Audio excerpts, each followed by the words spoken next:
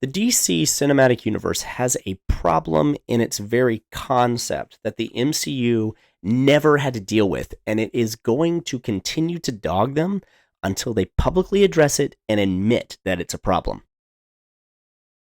Another Superman movie is coming out because DC refuses to listen to literally every rational person on the planet and stop making these movies for a few years while they regroup and then start over so we can kind of move on from what's happened. They seem to be in a strike while the iron is hot mindset, even though the iron can currently be held with your bare hands. Admittedly, I, like many like me, have thought about how I would handle the DCCU were I in charge. I've put much less thought into it than my animated Harry Potter series, but a decent amount of thought nonetheless. If I were in charge of DC period, I would have put Max Landis and Jeff Johns in the Kevin Feige position, and the idea of James Gunn never would have crossed my mind. Johns was put in that position, but almost immediately pulled for creative differences. But were I personally the Kevin Feige, here's what I would do. First off, in planning a cinematic universe, an end goal must be chosen from the beginning to get everything progressing in the same direction. Now, some might choose Infinite Crisis, some might choose Crisis on Infinite Earths. Some like Blood Sausage. No, you see, those are both stupid choices. As much as I like the idea of the Teen Titans being the ones to save the multiverse as opposed to the more traditional big hitters, the problem lies in that word, multiverse. CU's cinematic universes, stop it. Stop with the time travel and the multiverses. That is always the point that your stories become stupid and insane. It seems to only work with Spider-Man. Beyond that, just no more.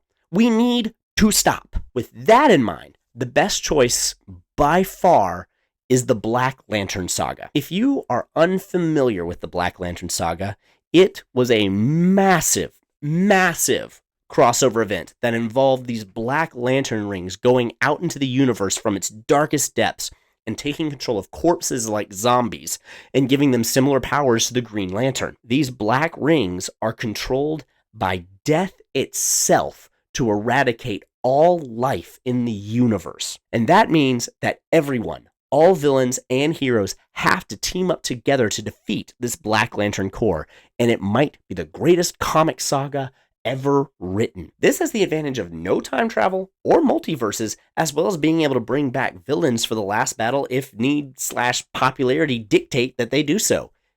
It is a great idea. We will have to take some liberties with the source material. I think that the first movie, because it kind of sets off the events and it's one of the earliest ones, will need to be Superman.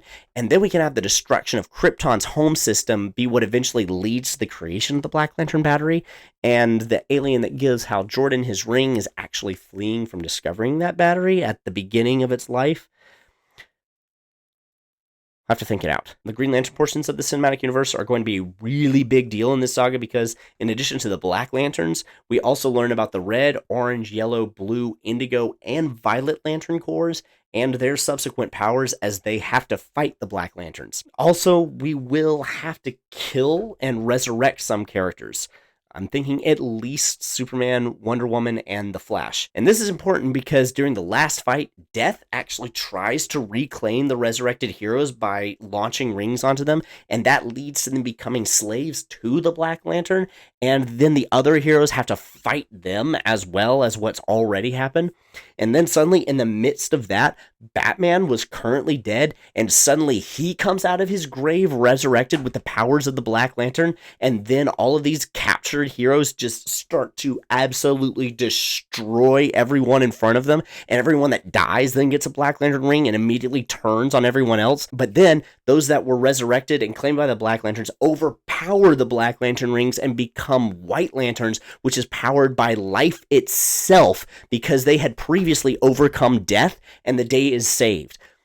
Doesn't this sound awesome? The biggest trick is going to be integrating the other Lantern Corps into other stories, not just the Green Lanterns, kind of like the Infinity Stones managed to.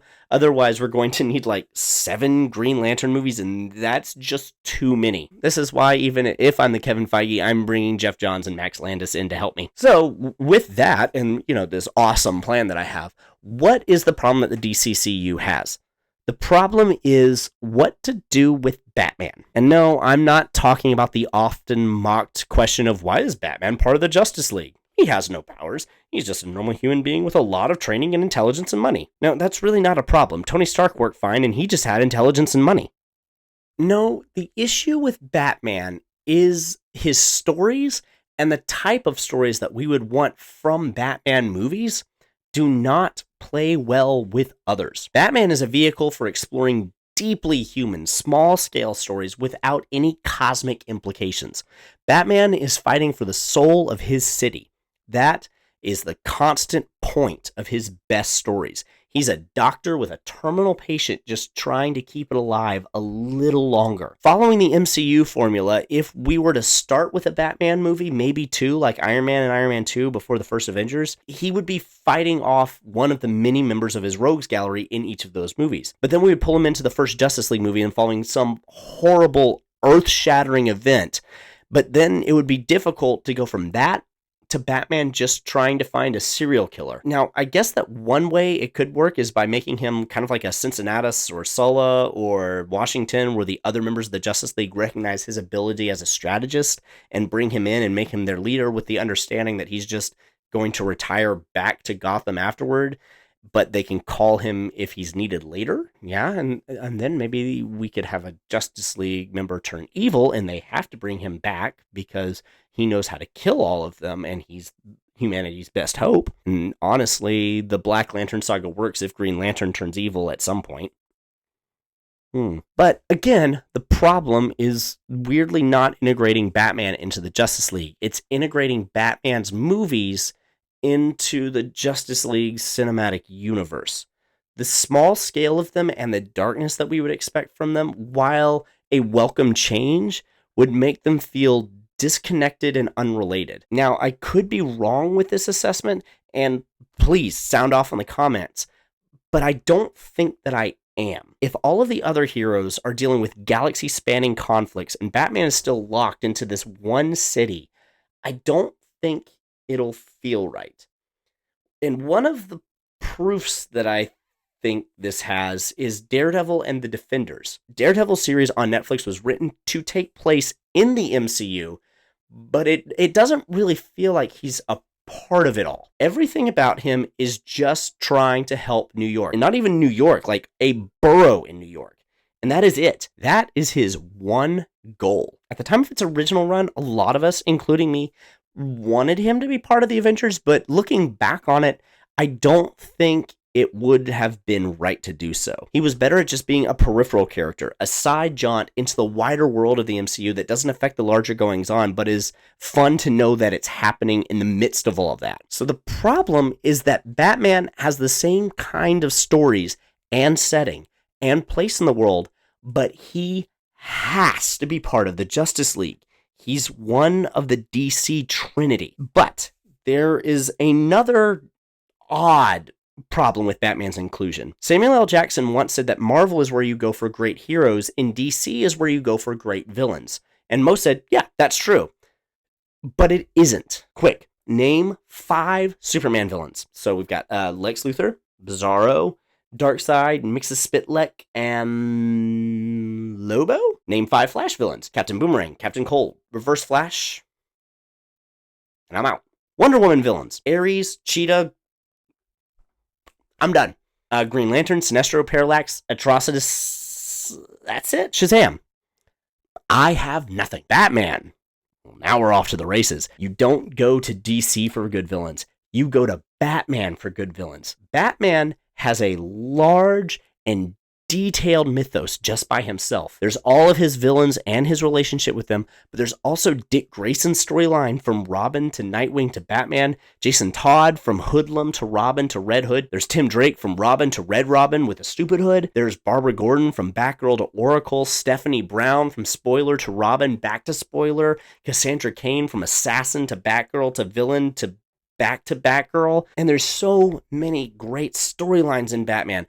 No Man's Land, Hush, Long Halloween, War Games, all of which involve no other superheroes other than 2 brief Superman cameos in No Man's Land that frankly you could cut with no problem. Honestly, you could make a Batman cinematic universe and have content for years. Batman has too much to explore to also be tied down to another broader universe.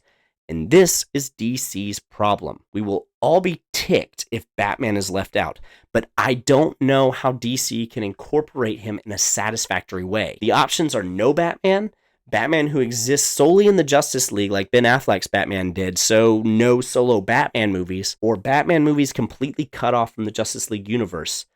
And I don't think that any of those will make people happy. So I don't always ask this, but what do you think? Am I way off base? Please let me know. I'm actually interested what people think about this. This is not just me ranting and hoping that you all agree with me. Do you see the same problem with putting Batman into a Justice League cinematic universe? In comic books, it works really well because you're able to tell so much. You can have all of these different comics that all kind of intersect and weave, and it can last for years.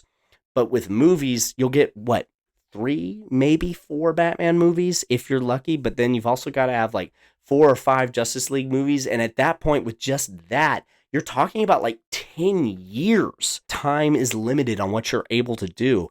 And I don't think that you can accomplish what people would want you to accomplish with a Justice League cinematic universe and tell the story of Batman. I think we would rather have Batman's story being told and the Justice League story being told, and they don't really have anything to do with each other. But also, if you've got a Batman series and a Justice League series, and they're not intermixed, do you all remember how incredibly mad we were when Spider-Man wasn't part of the Avengers? I don't know. I don't know how to thread this needle or cross these streams or whatever metaphor you want to use. This requires some debate, I think. Well, you'll see me next time if you subscribe. And I think if enough people sound off in the comments and give me some debate topics about this, we might revisit this because I think it could be a very interesting conversation. And unfortunately, I don't know a whole lot of people who know enough about comic books that would be worth bringing on. I need more. Oh, there is one friend I could talk to. Sign off in the comments. Give me some stuff to talk about. You'll see me next time if you subscribe, and maybe you'll see your opinions if you subscribe. Bye.